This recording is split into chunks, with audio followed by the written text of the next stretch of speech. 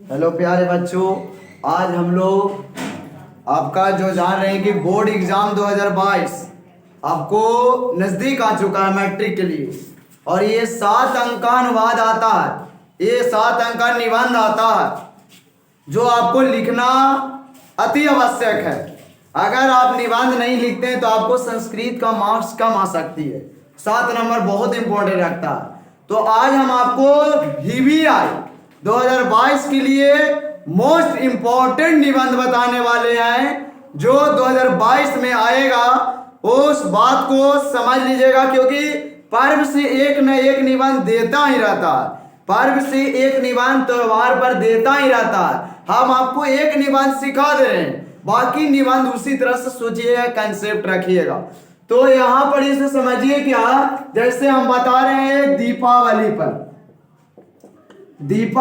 बता रहे हैं। आप दीपावली पर बता रहे हैं तो दीपावली पर निबंध के लिए आपको हिंदी में सोचना है, रट्टा नहीं मारना। आपको हिंदी में सोचना है कि बताइए कैसे सोचे, और इसका संस्कृत में अनुवाद करना है।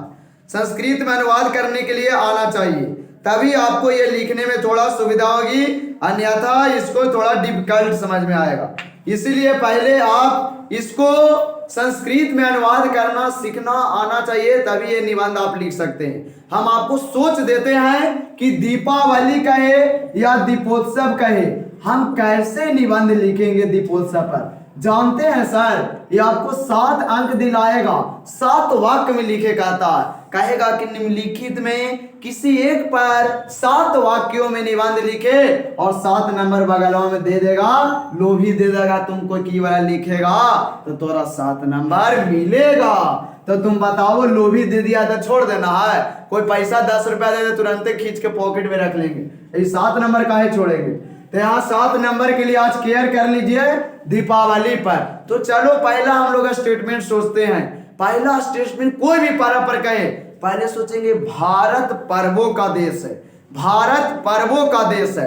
पहले हम लोग क्या सोचेंगे? भारत पर्वों का देश है। तब भारत पर्वों का देश होता है, तब भारत का संस्कृत, हम बोले भारत पर्वों का देश है, तब भारत का संस्कृत होता है भारत वर्षम।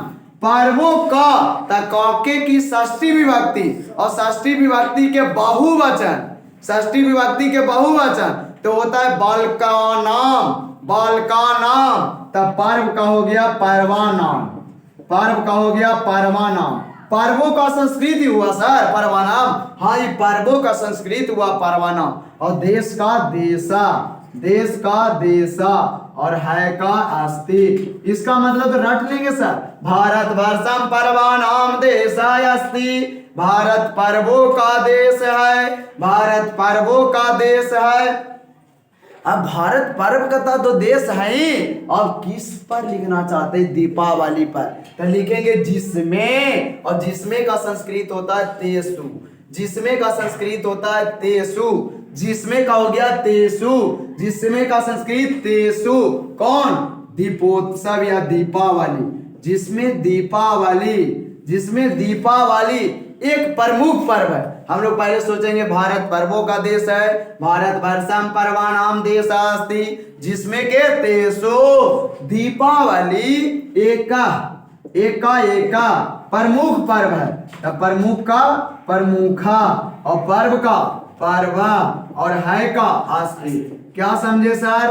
2 स्टेटमेंट तो हम मजे लिख देंगे। भारत पर्वों का देश है, भारत वर्षम पर्वाणाम देशास्ति, जिसमें कतेसु, जिसमें कतेसु भारत दीपावली, जिसमें दीपावली एक प्रमुख पर्व है। अस्ति मतलब है।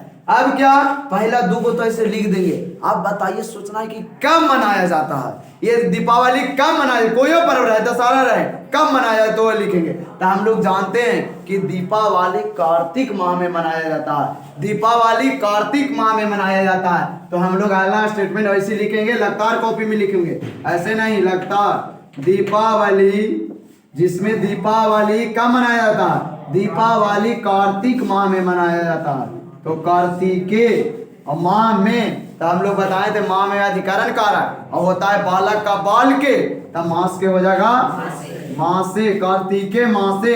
और मनाया जाता है कि मन्यते, यानी दीपावली कार्तिक माह में मनाया जाता है। आप सोच लिए कि माह में पर्व में क्या होता है, तो ये बतिया जानते होंगे कि इस पर्व में, दीपावली पर्व में लक्ष्मी पूजनम होता है। तो हम लोग क्या लिखेंगे इस पर्व में, तो इस पर्व में क्या होगा अस्मिन, हम लोग प्रयोग करते हैं अहम शब्द का रूप चलता है हम हम भयम, उस पर चलता है अधिकरण कारक में अस्मिन, और पर्व में तब बाल के होता है, तब पर्व के हो जाएगा पर्वे। इस पर्व में लक्ष्मी पूजन होता है, हम लोग लिखेंगे लक्ष्मी पूजनम भवति, लक्ष्मी पूजनम भवति। इस पर्व में लक्ष्मी पूजन होता है। इस पर्व पर सोचेंगे कि सभी लोग प्रसन्न होते हैं, तो इस पर्व पर के संस्कृत याद कर लो। इस पर्व पर अस्मिन पर्वे, इस घर में तस्मिन गृह है, तो इस घर पर्व पर या इस पर्व में तस्मिन पर्वे, इस पर्व पर सभी लोग, तो सभी के होता है सर्वे, सर्वा का रूप चलता है सर्वा सर्वो सर्वे, सर्वे और लोग का होता है जना। इस पर्व पर सभी लोग प्रसन्न होते हैं, तब प्रसन्न का होगा प्रसन्ना, प्रसन्न का प्रसन्ना, और होते हैं कि भवंती, या रहते हैं, चलो चलेगा भवंती। यानी क्या स्टेटमेंट हो गया, 1 2 3 4 5 6 हुआ। अब क्या सोचना है, यह पर्व हम लोग जान गए सभी लोग प्रसन्न होते हैं। अगला सोचना है कि इस पर्व पर सभी लोग नए वस्त्र पहनते हैं, वह बात को लिख देंगे। तो वही बात अस्मिन पर्वे, अस्मिन पर्वे, इस पर्व पर सभी लोग, तो सर्वे जना, वही बात सभी लोग के बताएं अभी, सर्वे जना नए वस्त्र, तो नया का होता है नूतनी, बड़ी मनी वस्त्र हो गया ना सभी लोग के लिए ना, तो नूतनी वस्त्राणी, वस्त्रम वस्त्रे वस्त्राणी, और पहनता है के समाहरंती, समाहरंती, और अंतिम में लिख देना कि यह पर्व मुझे बहुत अच्छा लगता था। यह का ईदम पर्व का पर्वा, यह पर्व मह्यम अति रोचते। बहुत ही आसान भाषा में इसको हम लोग समझेंगे। फिर से एक बार समझ जाते हैं बाबू शुरू से। भारत वर्षम पर्वानाम देशायस्ति, भारत पर्वों का देश है, जिसमें तेसु, जिसमें दीपावली एक प्रमुख पर्व है। यह दीपावली कार्तिक माह में, माह से माने माह में, मनाते माने मनाया जाता है, दीपावली कार्तिक माह में मनाया जाता है। इस पर्व पर क्या होते हैं, इस पर्व में अस्मिन पर्व मतलब इस पर्व में लक्ष्मी पूजन होता है, लक्ष्मी पूजनम भवति। इस पर्व पर मतलब अस्मिन पर्वे सभी लोग प्रसन्न होते हैं, तो सर्वे जना प्रसन्ना भवंती।